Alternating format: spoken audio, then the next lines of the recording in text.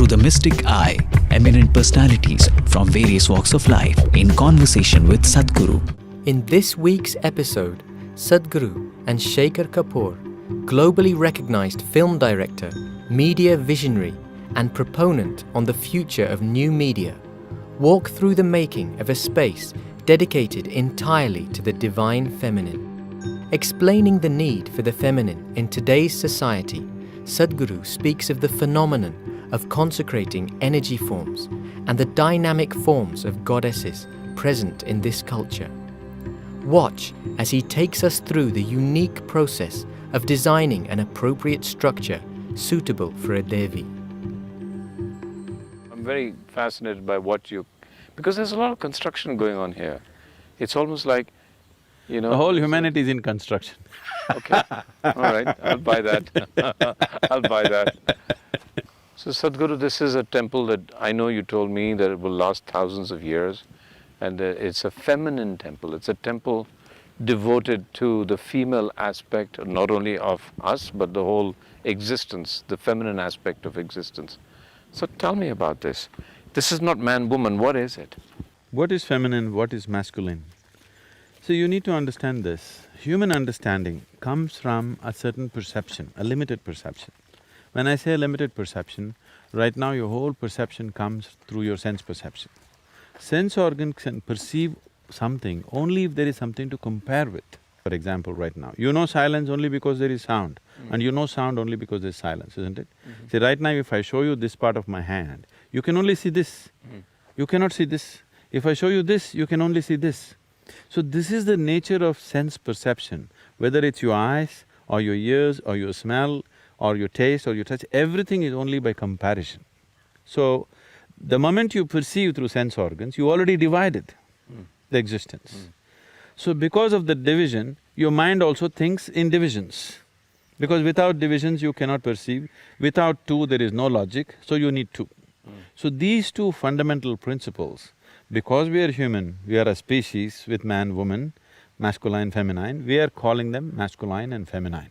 So in this culture, it may be referred to as Shiva, Shakti, or in other cultures, yin and yang, whatever. So Shiva being masculine and Shakti being feminine. Yes. Why Shakti? Shakti means power. Why is that feminine? Not power, Shakti means energy. Energy, okay. It's energy. Unfortunately, because of various, civilizational and exploitative situations in the human societies, we are thinking of energy as power and dominance. No, energy is just energy. Without energy, nothing happens. So I could say this temple is a temple for energy. Feminine energy. Feminine. So let's go in and you tell me what feminine energy is, as against masculine energy. Is this what you call a leap of faith? Right? From intellectualism to consciousness This is doesn't one take big any leap. faith, it just needs a leg. Or a broken leg, okay.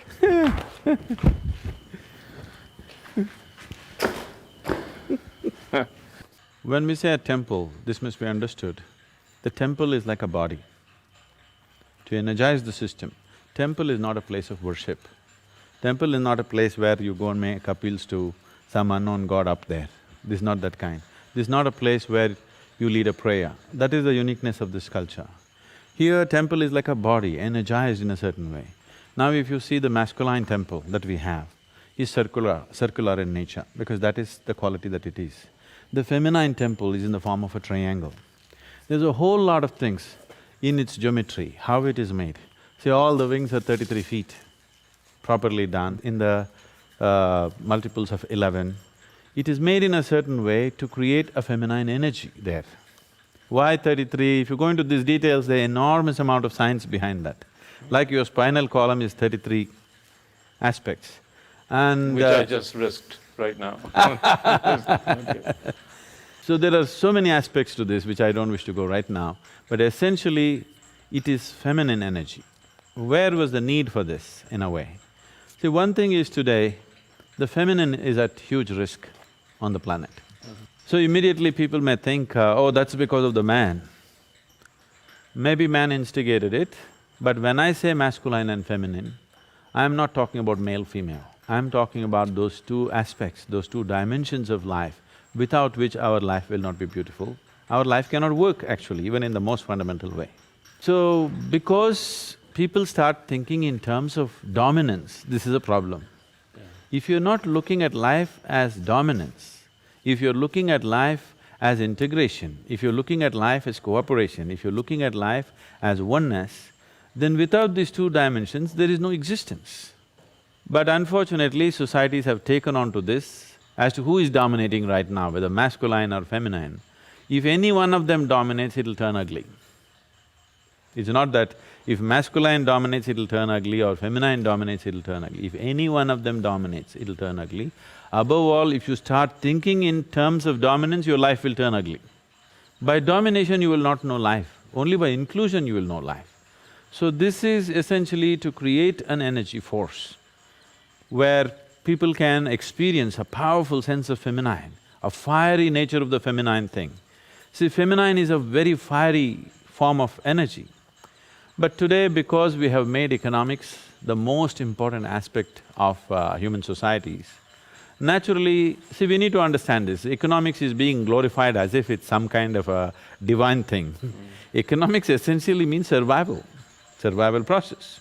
Economics has a place in our life for sure, but it is not the be-all of life. So feminine doesn't belong to that dimension. If in these societies, love, art, music, above all aesthetics of life was dominant in a society, if aesthetics was as important as economics, nobody had to bring up the feminine. Feminine would be naturally, exuberantly alive and manifest in the society. Today, either we are slowly making all the women like men because they have to survive, they have to earn money, they have to provide, or a small percentage of them in reaction not being able to cope with that, they're becoming like Barbie dolls. Here we are creating a woman who is fiery and powerful in a completely different way. But what you're saying is, you just said love, art, aesthetics.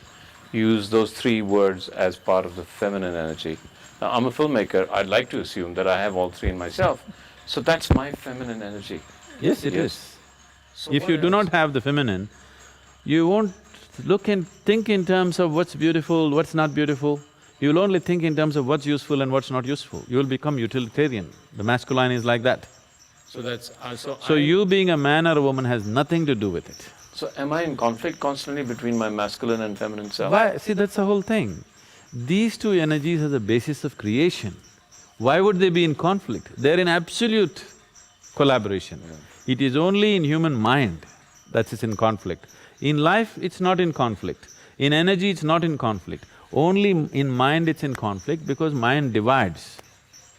Because to people, when listening to you say the sheer absolute power of the feminine energy, they don't relate to that. They see feminine energy as something gentle, nurturing, soft. No.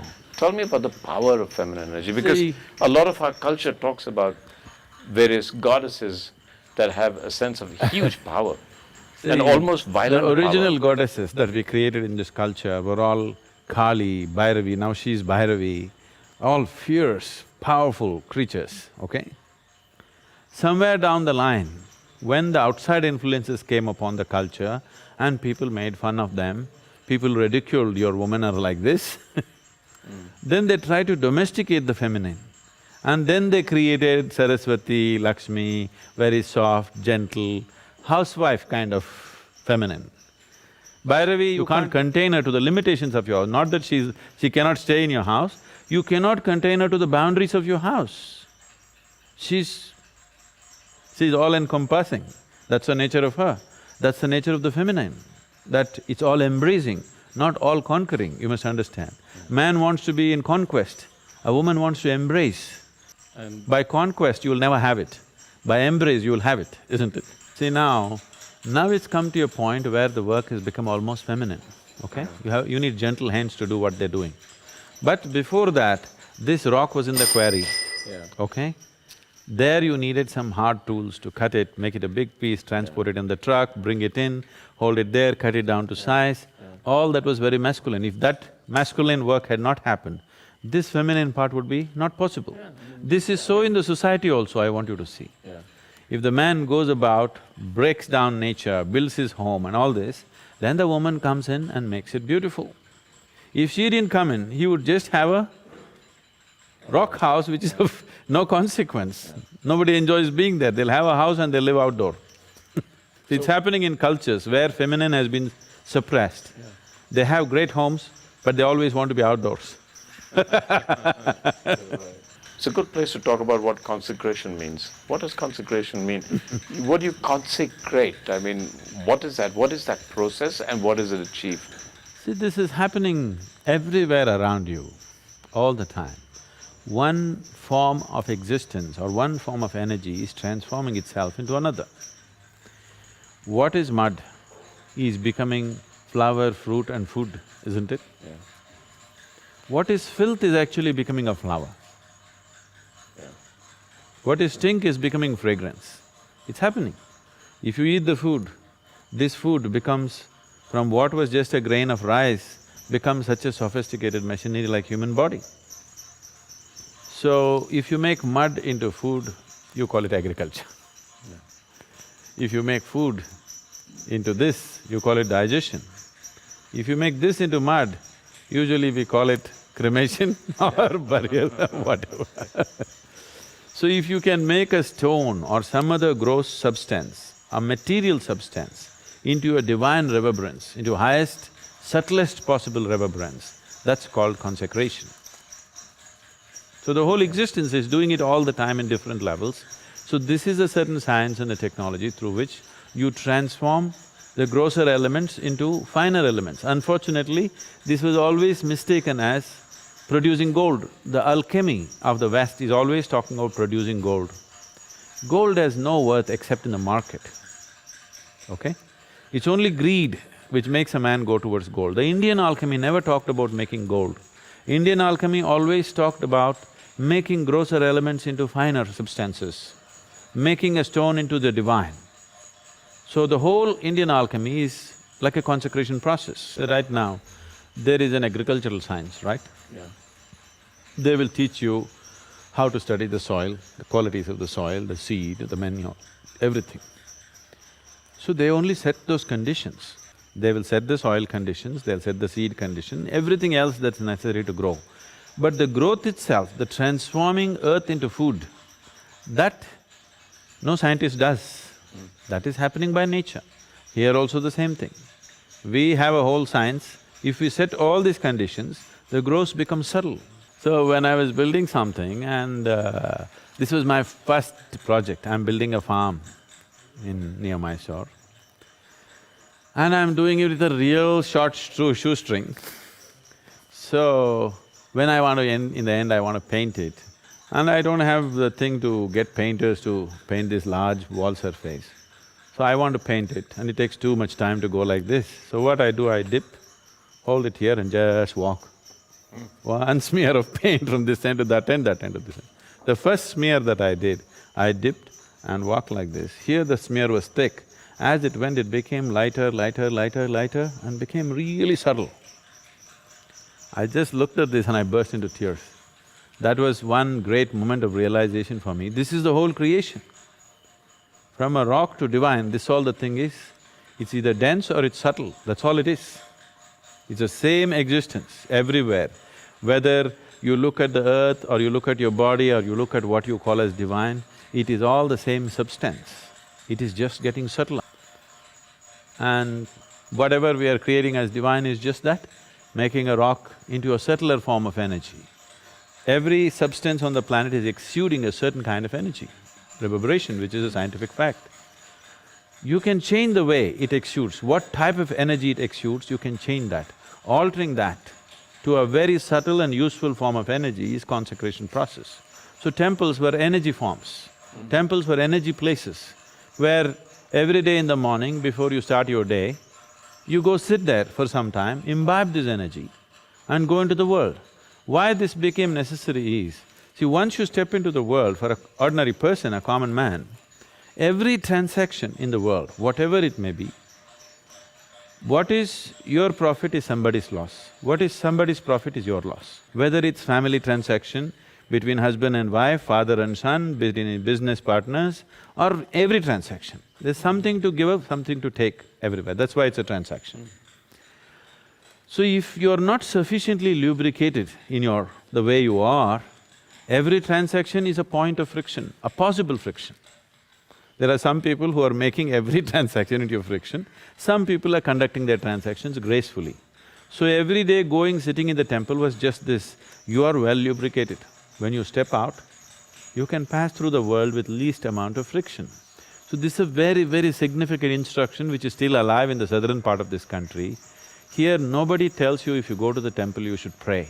They always tell you if you go there, you must sit there. You must sit there for some time and come. But today the instruction has become like this, the way they're following it is they touch their bottom to the floor and they go. Nobody told you you have to pray, nobody told you have to make an offering, you just have to sit there. But they also told that people on the spiritual path need not go to the temple because they have self-charging mechanisms. So temple is essentially for a householder who has his own way of transforming his energies. Use a public place, a battery charging place it is. So this is feminine energy, it's triangular. The whole temple is triangular. It's an equilateral triangle, okay? There are many aspects of the geometry which I don't want to go in, but the significant aspect is, there's another triangle fitting into this in a smaller capacity. So a downward triangle is… And that's this one. No, this downward triangle always symbolizes the feminine. Okay. The upward moving triangle symbolizes the masculine. But here, normally it would be depicted like this. Okay, this is also the Star of David and whatever else the star is used, and this is the basic yantra for Sri Chakra and everything. This is the masculine and feminine meeting. But here, the masculine is held inside the feminine triangle because here the masculine is unborn. It's in the womb of the feminine. So it's a smaller triangle held inside. It is not a larger triangle like a male meeting the female. This is like in the womb. The masculine is a child in the feminine's womb because here the feminine is in a dominant form. So there is a whole geometry of things in this where we are trying to build a body of the feminine to energize it in a certain way. So Devi will sit here, this is also a triangle and this is into the earth, here there are steps going in. Being in the earth is very important for the feminine. So the deity herself is going into the earth and people have to go in to meet her, that's how it is. And there are lots of symbolisms attached and geometry involved in this whole process. In the end, today you have walked in, it's like a construction site. After 2 months you walk into this space, forget about the ambience, walk with your eyes closed. You will see, it'll just hit you in your face, the whole energy of it. That's how it will be.